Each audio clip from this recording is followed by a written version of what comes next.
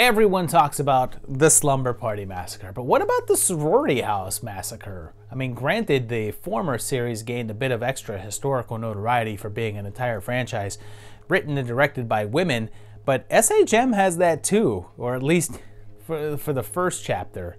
Now, the SPM was also pretty unusual considering it was a bit of a warped timeline with a couple of movies that didn't really connect or just use the same name. So, will it be the same here? Or are we going to get hazed? The massacre begins back in 1986 with Sorority House Massacre, which was written and directed by Carol Frank, and oddly, this remains her only credit. She did some additional crew work on some movies previously, but just vanished from Hollywood after this. Beth here is joining a sorority, and she's having dreams about creepy little girls and dollhouses, and does this house happen to be on Elm Street by any chance? I guess not, since there's no way to drag a mannequin through that door there. But hey, speaking of mannequins, this is really creepy. She starts having some daytime dreams like this cool knife through the mirror, and there's a crazy guy in an asylum, and a school flyer for a 1986 European trip. And then this Self magazine, that was the March 86 issue, so we're definitely in 86, real time here. The killer gets loose, stopping at a hardware store to get a knife, and he steals a station wagon, and we get the backstory of the killer, and 13 or 14 years ago he killed his family in the sorority house, and Beth is actually his sister. Wait a minute. So this killer is a kid and kills his whole family, but his sister isn't killed and is instead raised by a new family, and around a decade and a half later, he escapes the institution, robs a hardware store, steals a station wagon, and goes back to kill his sister, who just so happens to be near the location of the original killings. That sounds a lot like that other movie. What was that?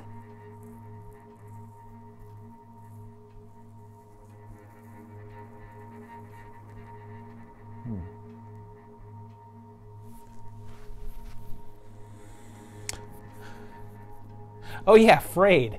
The sorority girls are having a party along with some guys, and the killing starts, whittling down the crew.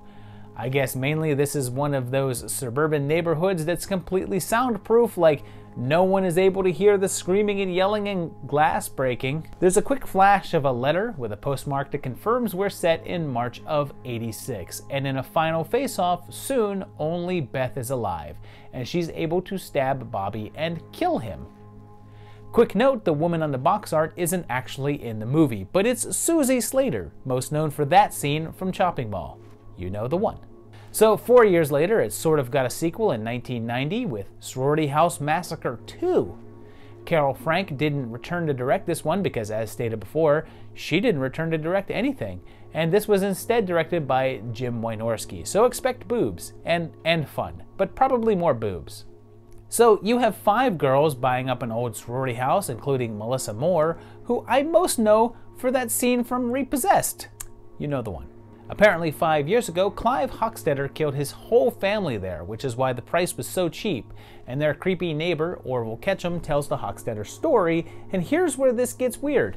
The flashbacks are actually footage from Slumber Party Massacre, but it's important to note that this is in no way connected to that. It's saying that Thorne is actually Hochstetter, and that the random co-eds were his family, so they're just repurposing the footage to be an entirely different event. This is not a sequel to that one.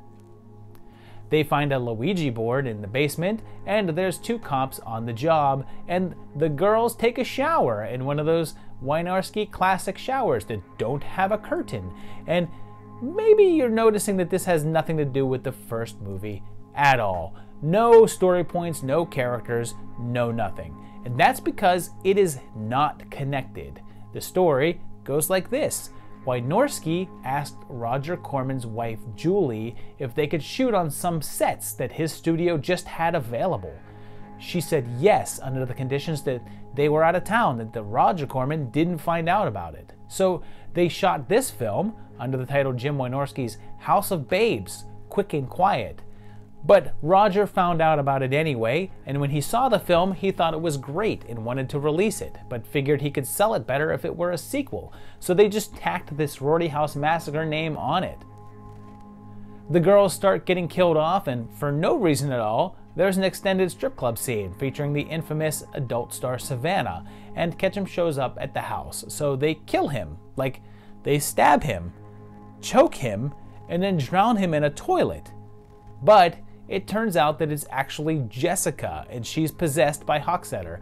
But Ketchum is still alive, somehow, but Linda lands the final blow, killing Jessica and Hockey. The next day, though, Linda's been taken over, and Ketchy's still alive, and shoots her, and they shoot him full of holes, but he's still freaking alive. A post-credit scene tells us that Ketchum is okay and set free, found innocent, and there's no visible date here, so we're just gonna go with real-time 1990. So what came after that is a total mystery, because apparently there was a release of Sorority House 3 in 1990 as well, but I can't find any documentation of it at all. No old VHS copies online, no posters, no nothing, just people saying that it was released in 1990. That same movie was then reportedly released in theaters as Tower of Terror, but again, I can't find any evidence of this. Searching for a Tower of Terror poster online, and all you'll get is the Goot. But then, in 1993, that same movie was then released back onto DVD, now titled Hard to Die, with no mention of sorority houses, or massacres, or even towers, I suppose, and there's tons of that out there. That video box is everywhere.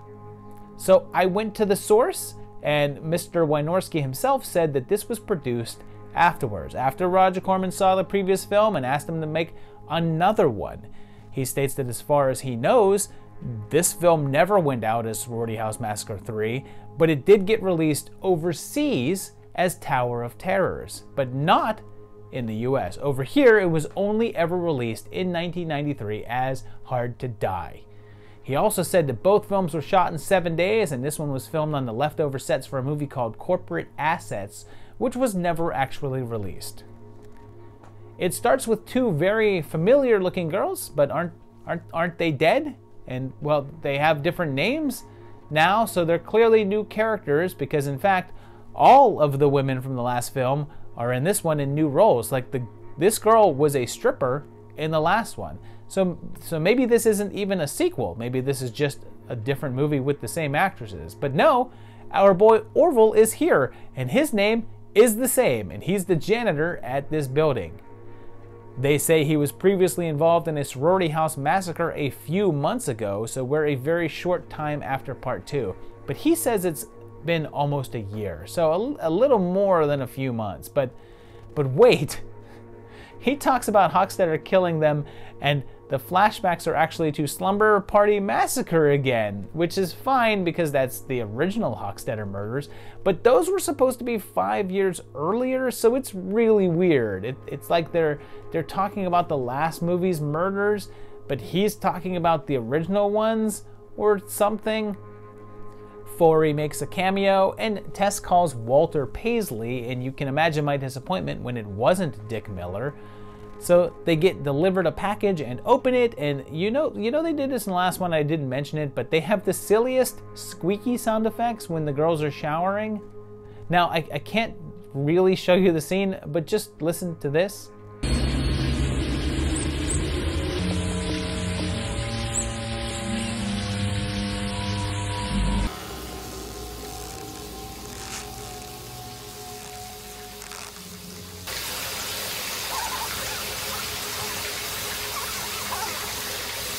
Then, again, a mysterious unseen killer starts attacking with a hook, but not before more of them shower. Everyone takes a shower at work while wearing nighties, while being models who are doing clerical work at a lingerie company. Stop me when I say anything that sounds even remotely believable here. Monique Gabrielle cameos in this goofy outfit for some reason, and I don't know why, it bugs me. Where's that food? It's gonna be char-broiled by the time it gets here. Like, what does she think? They're cooking it on the way? Doesn't she mean freezing cold? Do delivery drivers have little grills in their car in this universe? And she thinks that the driver is just cruising around, continually frying up her meal? The cops from part 2 show up, further linking the two films, and of course the girls think that Orville is the killer and fight him, and Kelly Maroney cameos, as does Wynorski himself. The girls find a whole bunch of guns and they shoot Orville a whole bunch, which I guess magically attaches a cable to his leg. I suppose all the better to light those sparks. You know, the sparks that come off of you when you get shot. Those. Turns out Hochstetter's spirit is in Diana, and her and Orville shoot each other up, but she just keeps on coming, and they shoot each other again, killing Hochstetter, and I guess Orville and Dawn get together? There's no date here, but if the last one was 90 and this is close to 1 year later, it's probably bridged into 91 then. So, seeing as how that wasn't technically Sorority House Massacre 3, I guess they decided to make an actual part 3, but that didn't really happen. Back in 2015, Wynorski made a Facebook post revealing the poster for the film, but saying there's not plans to release it, implying that it was indeed complete. But he stated that he was glad it wouldn't be released as it was a horrible mess, and the story was about the ghost of a dead sorority girl coming back to kill those who were responsible for her death. Not a ton of other information is available, but apparently Wynorski had left the project and said that there was about 5 different directors coming on board after he left, but I guess we'll never see it. Last year it was also announced that Norman Reedus, of all people, was developing a TV show based on the original and has teamed up with Stephen Trask to do it, but Hollywood is a wicked little town, so who knows if it will ever come to fruition. So there you have it. It's 3 movies. I guess technically 4, but one we'll never actually be able to see. Yeah, I enjoyed all of these. They were a lot of fun. The first one is great. It's really enjoyable, even though it's just a basic Halloween retread, but it's actually still pretty well done. The second one is just so much insane fun. It's really a good time. The third one's probably the least of the 3. It's still a good time, but it's basically just the second one again. So if you've seen that one, you kind of don't need to see the third one, but it's still, I mean, I still enjoyed watching it. It was silly and fun. So there you go. If you've seen these and you enjoy them, let me know down below in the comments. If you want to see them, also let me know that. Just leave a comment about whatever you want. I don't care. Say whatever you want.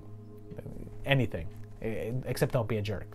Just don't be a jerk and put that down below. If you enjoyed this video, please click like. If you like what you see on this channel, hit subscribe so you can know when new videos are coming out.